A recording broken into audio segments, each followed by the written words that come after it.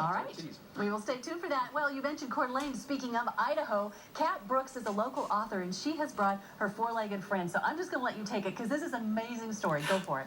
Well, Mr. Pish has traveled to 41 states of America and Washington, D.C. He's also been to 7 provinces of Canada. And his mission is to spread the word about outside learning and literacy.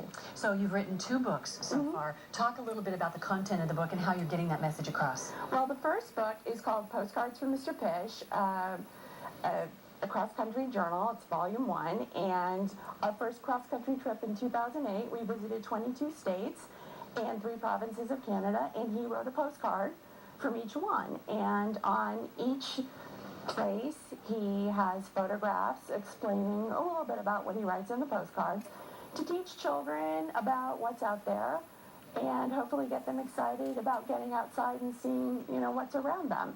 And it's already being used in elementary schools around the country. You know, people love dogs. Kids love dogs so much. So I would imagine that the integration between writing a children's book and then having the dog there on site has just been tremendous. Talk a little bit about that. It's been great. He's cute and sweet, and right now he's fidgety.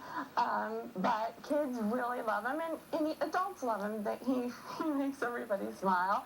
And they really, really gravitate towards him, so he's a great tool to pull kids in to learn. All right, and talk a little bit about Mr. Pish.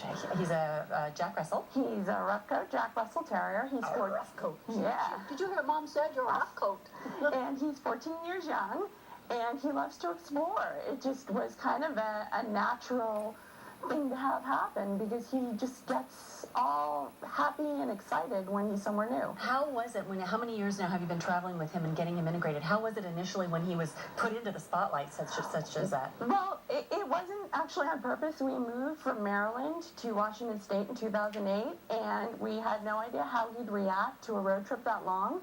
And he actually did better than we did. We were really, really surprised because he'd really never been out of Maryland before. Talk about FIDO Magazine.